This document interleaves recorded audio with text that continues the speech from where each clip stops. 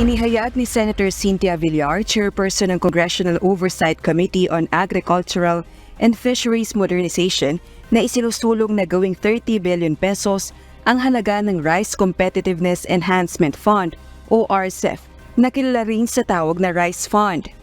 Isang component ito sa Rice Tarification Law o RTL na nais amyendahan ng Kongreso dahil mapapasuna sa taong 2025.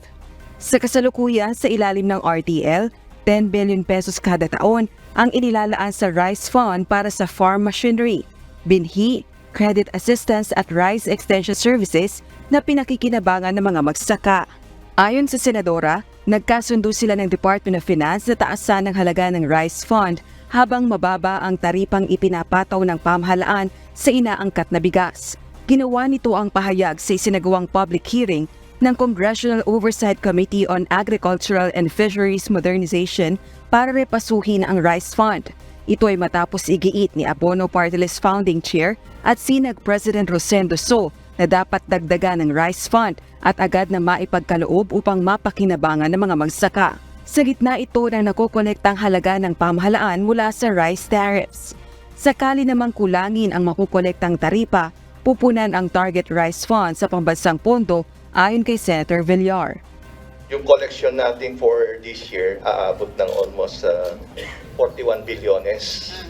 And for the next 5 years, lalampas pa rin sa 30 billion collection. Kaya ang gusto sana, ang Congress version yata 20 billion lang yata, 15 ang layo eh. So dapat sana i-allocate na yung 30 billion kagad sa every year allocation para at least maibigay na yung pondo. Habang 15% ang tariff, absolute amount will be talking about it. Kasi gusto ko assure tayo na kahit ibinaba nila tariff, the same amount will be given back to the rice farmers. So we will make a budget na 30 billion. Ngayon, kung ma-short yung tariff, pinramis nila sa akin, ilalagay sa GAA yung shortage. Oo. So, nag-compromise na kami dyan. Sa House Bill No. 10381 na inaprubahan ng Kamara, 15 billion pesos ang isinusulong na taunang appropriation ng Rice Fund sa loob ng 6 na taon. Ganito rin ang halagang nakasaad sa inihaing Senate bills. Samantala, naninindigan naman si Senator Villar na hindi na dapat pang maibalik sa National Food Authority o NFA ang kapangyarihang makapag-angkat ng bigas.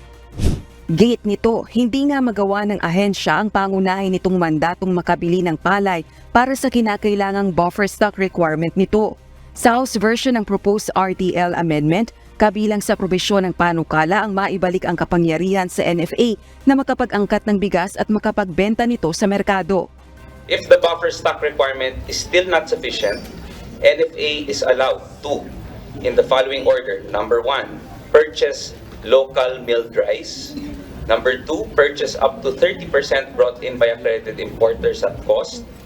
And 3, as a final recourse, once all domestic sources have been exhausted, directly import rice subject to the explicit authorization from the Department of Agriculture. I'm very strong about this NFA because I am a victim of the misdeeds of the NFA.